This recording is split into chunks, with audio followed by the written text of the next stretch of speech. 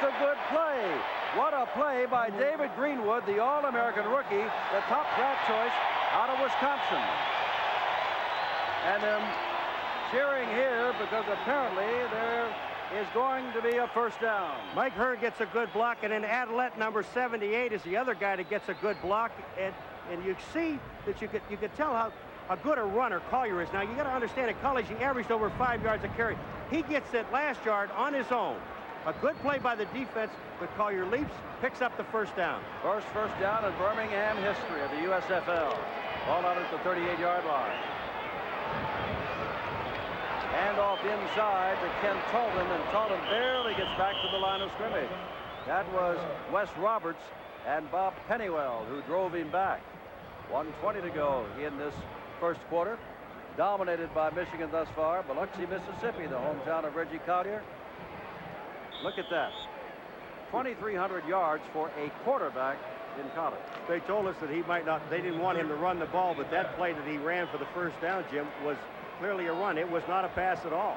And David Greenwood, who made the stop, they said at Michigan he can play strong safety in this league for 10 years. He's that good. He is. Second down 9. A little delay there, and going nowhere is Ken Talton. As David Tipton, the nose guard, knocked him down. And it'll be 3rd and long. His time is running out in the first quarter. We've had everything thus far tonight. A little bit of rain, a lot of excitement, a traffic jam that delayed the kickoff by 5 to 7 minutes, and dominance by Michigan. Pennywell has gone out, and they brought in a 5th defensive back, Albert Gray. And the rain is really pouring down now on Legion Field. This was not expected. 3rd and long.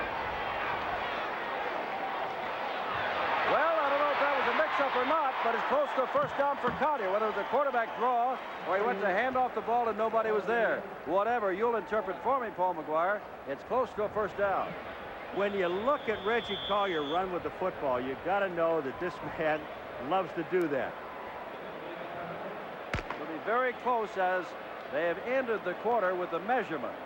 Coming out to see whether or not when we start the second quarter, gee, the rain is really peppering down now. So while I take this measurement, it will go away. So when we come back, we can resume play. Michigan at Birmingham. It's a first down for Birmingham, but they trail at the end of the first quarter 6-0 to the Panthers.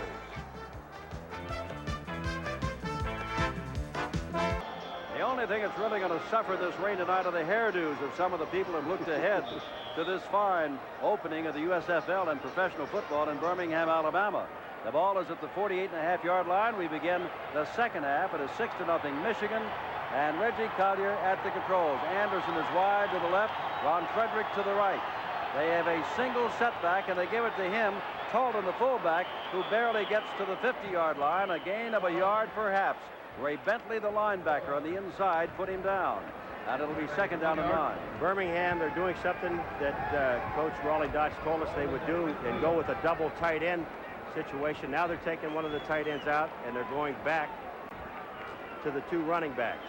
Earl Gant, veteran out of Missouri, checks in. Put in some time with the Kansas City Chiefs. And again, Frederick this time goes left, and Anderson, the other wide receiver, comes to the right. 2nd down, 9 to go. Wind blowing, rain here. And straight ahead goes Talton, the fullback, out of Cornell, and picks up 3 or 4 yards. But he has moved into Michigan territory down to the 46-yard line, where Ronnie Padgett of Louisiana Tech and Dave Tipton made the stop. It's a little early in the game. We just started the second quarter. The only real running threat that they've had so far, Birmingham, they being Birmingham, is Reggie Collier. So I would imagine they'll go up top. The good news is, as you see them covering up, that rain is slowing down perceptibly. It is still raining, but it is slowing down perceptibly. Looked like the blitz was on. Collier back slips on the wet, and now gets the ball away, and it is caught. Putting it down very carefully is Earl Gant out of Missouri, and he puts it down at the 40, saying, we've got a first down. 2 important things happen on this play. One, watch what Reggie Collier does. He will sit in that pocket. He's got the confidence in his offensive line. Then he picks the back, Gant coming across the middle, and Gant holding on to the football. Ball at the 40-yard line. Now Frederick, who has great hands, goes to the left. Anderson, who has great speed, comes to the right.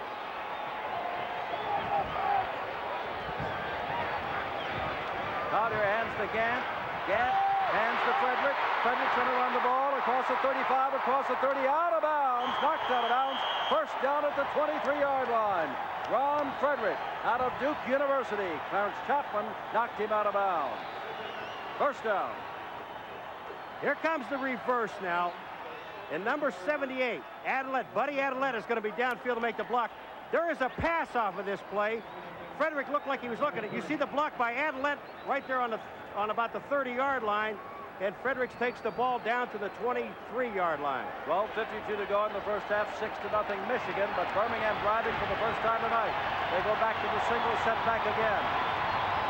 Gant is out, 2 tight ends in. And there's Talden, and Talden just maybe have gotten back to the line of scrimmage and a yard more, and that is about all. And you can see Mel Land, a good linebacker out of Michigan State, and Ronnie Patchett, the end on that left side, combining for the tackle. Jim Stanley across the way. And now Gant comes back in, along with Steve Stevens, a tight end for Birmingham that caught a pass back in the first quarter. Ball is at the 22-yard line, 2nd down and 9 to go. Frederick goes wide to the left. Anderson comes to the right.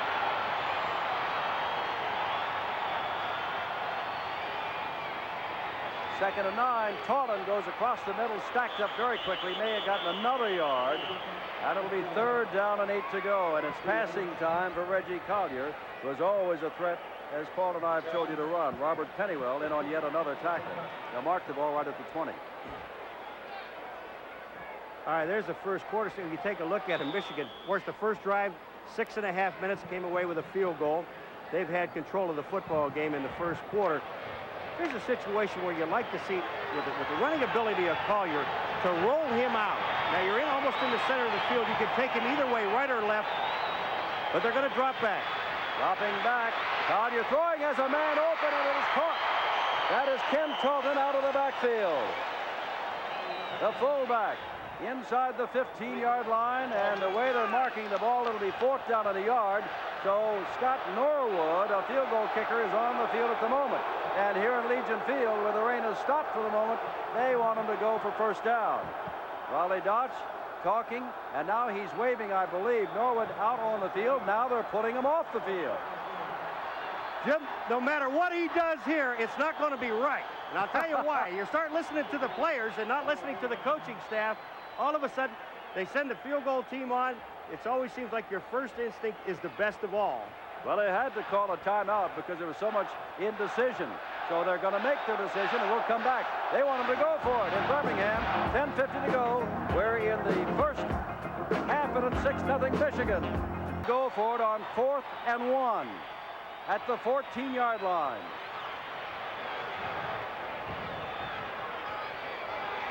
Collier hands off Talden, and I believe he's got it. I believe Talden's got it. They say he does. First down inside the 15-yard line. Bentley stood him up along with Pennywell, but Talden out of Cornell had the momentum. Talden gets it to where they like to run it in this short yardage is number 72 Woods and Buddy Adelet, number 78. The left guard and the left tackle. And Talden was hit at the line of scrimmage. He got the rest of it on his own. 6-0 Michigan. Birmingham driving for the first time. Frederick comes out to the right. Anderson to the left. 2 tight ends, Hearn and Mason. Fake to Talden. Here comes Collier. He can run. Greenwood is after him. All-American on All-American. All-American. Greenwood makes the stop of All-American Collier inside the 10. Jim, you can set this match up hours before a game and never dream that you're going to see it. Now you're going to see Collier, one All-American on the other one. David Greenwood, this is why you said he could be around this league for 10 years and be All-Pro. The play he made right there, one-on-one on Collier, was outstanding. 2nd down and 4 at the 4. When you see a guy out there, this is what makes you shake a little bit. But he played it right. He kept Collier to his outside, would not let him break back inside, and then made the tackle. Anderson left, Franklin right. 2 tight ends. Second down, 4. Collier gets down near the first down inside the 5. Reggie Collier. It'll be 3rd and inches, or it will be first down. First down and goal to go, Birmingham. This time, Jim, it's Reggie Collier's turn on David Greenwood. Greenwood does not keep him to the outside. Watch what happens. He'll put the fake on Greenwood right here and cut right back to his inside. And there's David Greenwood. He can't make the tackle. The ball just inside the 3-yard line. First down and goal to go for Birmingham. 9:45 to go in the first half. Split backs. Collier calls for quiet. Crowd is huge and cheering.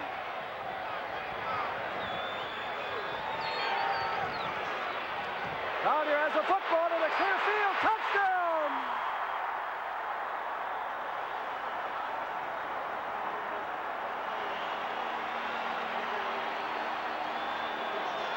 Tie ball game at the moment.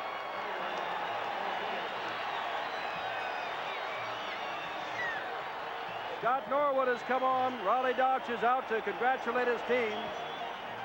Michigan absolutely dominated the first quarter with 2 long drives, settling for 49-yard field goals, and then Collier got it rolling. And as you take a look at Scott Norwood, remember there is a tee that is optional, and he is using it. Bob Lane to hold. The kick is up. It is good. And Birmingham leads in this ball game. 9:28 to go in the half. It's 7-6 Birmingham over Michigan.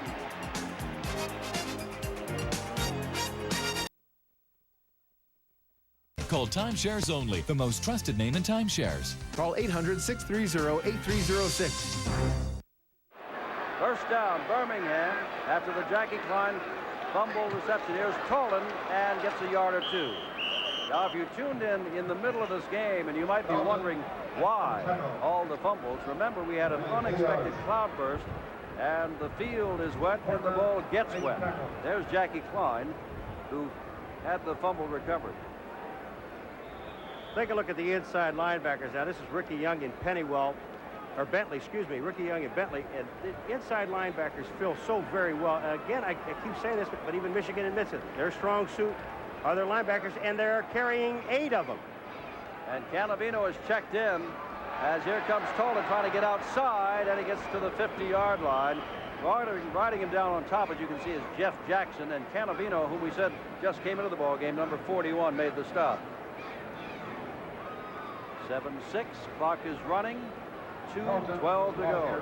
Mobility of a defensive lineman. Watch Jackson. He is a defensive end. The play is cut back to the inside, and there's Jackson to make the tackle. And now we have the 2-minute warning. 1 minute 58 seconds actually to go. And remember, when we come back in the last 2 minutes of either half of the USFL, every time they pick up a first down and move the sticks, time stops on that board until the sticks are set again. So they got their own timeouts, plus if they can pick up first downs, they've got additional timeouts. 2-minute warning. Collier over to talk to Raleigh Dodge, his head coach in this 7-6 ball game.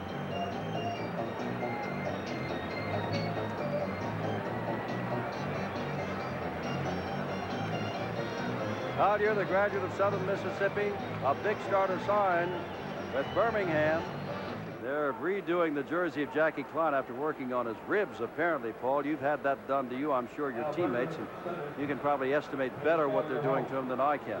Now, well, the pads been removed there? When they took the pads off, you know that he's not going to see any more action in his first half, and hope he can come back. What happened is when he got the fumble, nobody hit him. The ball was there, and falling on the turf, he might have had a bad wrist before this. Coming up at halftime, and we've only got 1:54 to go, be sure to see Kevin Slayton with the Ford halftime feature looking at this week's stars in the USFL. Kevin is with us on every Saturday and Monday night game. Collier's only 2 for 8, has a bruised left hand. This has been a bruising ball game. Stallions of Birmingham lead the Panthers of Michigan 7-6 and have a 3rd down and 8 to go with the ball at midfield. We can assess Collier just in the first half. First of all, we know he can run the football. He proved that. Scoring the touchdown, moving the team down the field. And I think he ran the ball 3 or 4 times straight in a row. That's the one thing.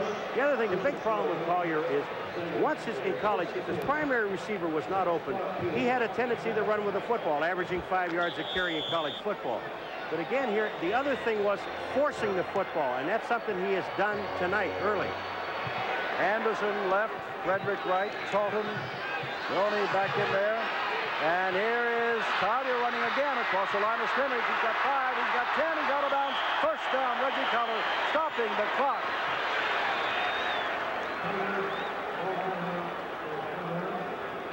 Ken Dalton clearing the way with a fine block. There is just no place to throw. The pattern is too long. Now here's Collier. He's looking at one receiver to the outside. A little force there. Watch Talton on the outside on land, number 47. Right there. There's the fullback coming back and getting another block. Enables Collier to pick up another 8 yards. Ball is on the 37-yard line. Anderson to the right, Frederick to the left. Gant gives the ball to Frederick. He can throw the football from there, and he's not going to have a chance. Look to throw Ron Frederick, and has thrown from 37 back to the 40. Mel Land doing the good job on him, along with Jeff Jackson. Jim, I love Reggie Collier. He didn't take on a linebacker. Reggie Collier tried to block Jackson, number 77, to tackle. He didn't do much of a job on it. There's Collier on the ground. Here comes Jackson, number 77. There's Land, number 47, and Jackson's on the play. I give him an A as far as trying an attempt. Jackie Klein has a slight bruised shoulder, expected to play again in the second half for Birmingham. Here's Collier on second down and long, about 13. All the time in the world. And overshoots his man, the tight end, Darrell Mason. I guess he just had too much time. Stops the clock with 1:03 to go. Seldom do you see that kind of time. Third down and 13. Three-man rush doesn't get you much. And take a look at the deep drop. Everybody is in the zone. They're all playing zone. The corners are up short. Back on the bottom over here was Talton, the fullback, all by himself, and Collier couldn't find him. Went to the tight end. Clock is stopped.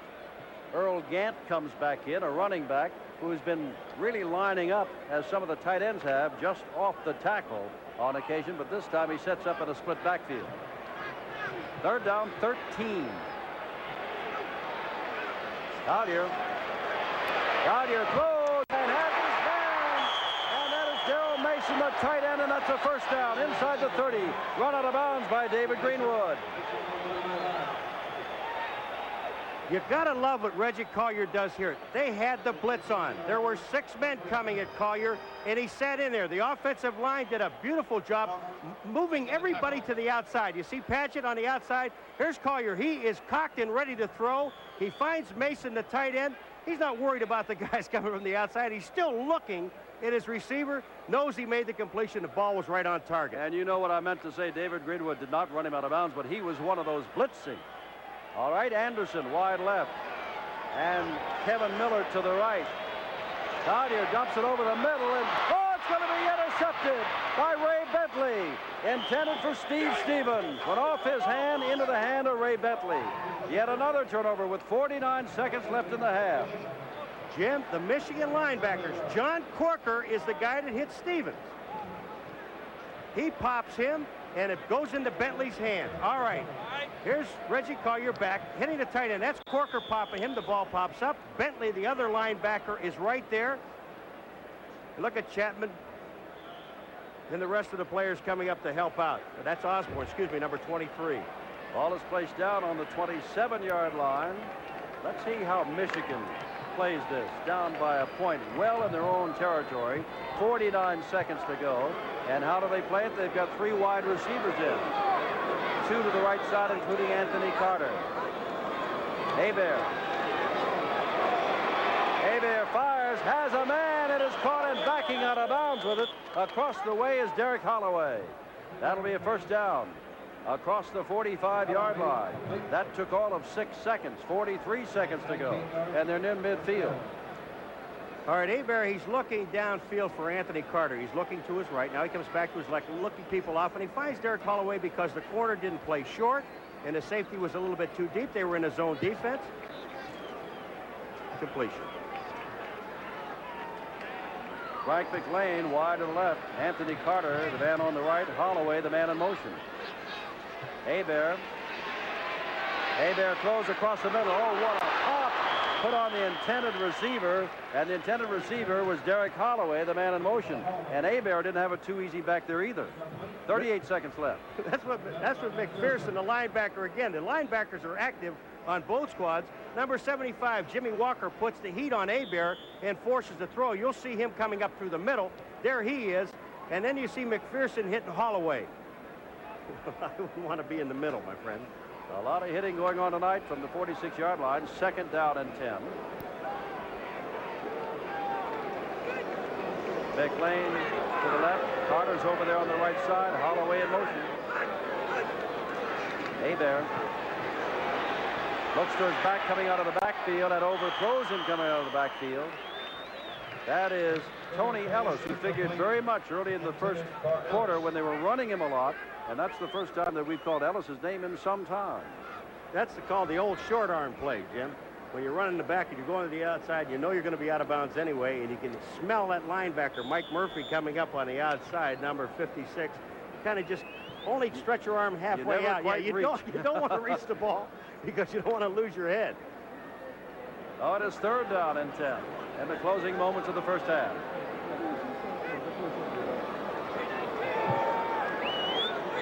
Very enthusiastic crowd tonight, and that is an understatement, I believe. Hebert looking again, throws for the man coming back, and that is number 82. That is Frank McLean, and McLean gets inside the 45-yard line. Now there, that will stop the clock if they don't take the timeout, which they're not doing, with 22 seconds to go, because they will move the sticks, and that's the rule of the USFL. Okay, Murphy and Thomas are the outside. McLean, here he comes back to the ball. Now here comes Murphy, 56. He's going for the ball. Thomas is right there. He doesn't make the tackle, but they're going to make McLean pay for it. That's Mike Murphy coming back again. That's hustle by the linebacker. All right, Hebert goes down. He's looking. He's trying to find Anthony Carter when you see him looking off to the right. Carter is not open. There he sees McLean there. Now watch 56, Mike Murphy. He misses the tackle. There's another tackle missed there, and then Murphy comes back and makes the play. Time has been called, and it was Michigan that called it. They wanted more time than simply moving the sticks. Trainers, Waterman out on the field, but more importantly, Bobby Hebert. We haven't said too much about him, except he's very quick. He hasn't run too much tonight, but he is a rookie and went to school at Northwest Louisiana State, and he has won the job out over another rookie, Whit Taylor, who took Vanderbilt to the Hall of Fame bowl right here in Legion Field, and Mark Miller, who's not on the active squad. He's out of Bowling Green on a 3-year backup with the Cleveland Browns. And the wind has stopped completely again. Well, we didn't expect the rain. We got it. High winds we didn't expect. We got that, but only momentarily.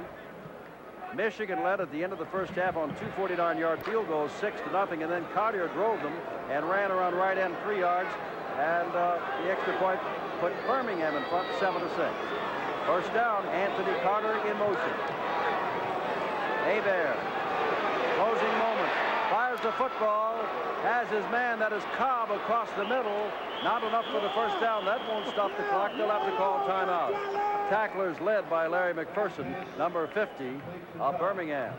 And the Panthers, with 11 seconds left, call timeout. Jim, don't you think that ball draws a crowd?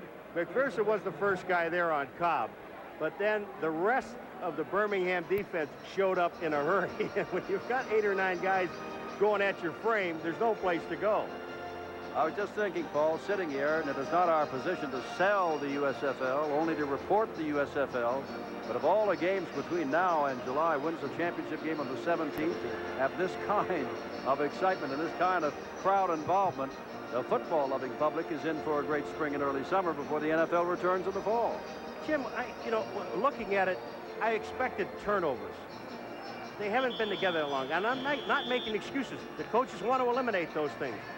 But if you take a look at the hitting in this football game, it's been ferocious by everybody. And the linebackers on both Michigan and Birmingham have just been outstanding. Ball on the 36-yard line, 11 seconds left in the half, 2nd down and 3 to go for the first down. I formation.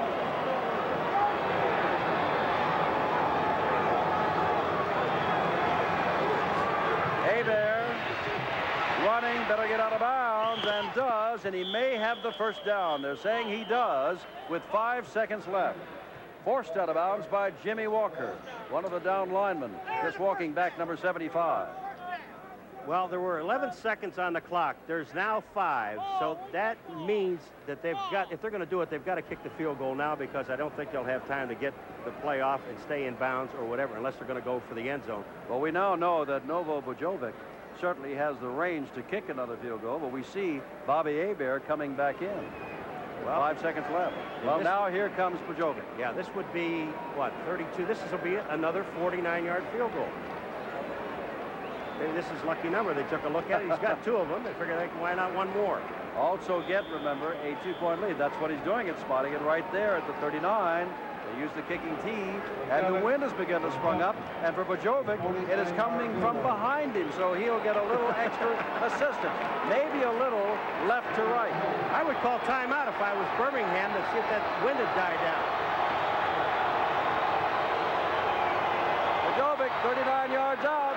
He's got the leg, and he's got the lead. Time out. Panthers, their third 49-yard field goal as time runs out of the half. Birmingham leading by a point, now finds itself down by 2.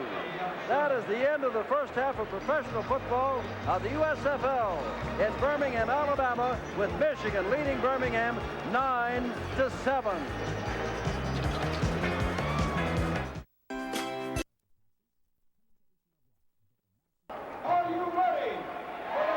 Birmingham will receive.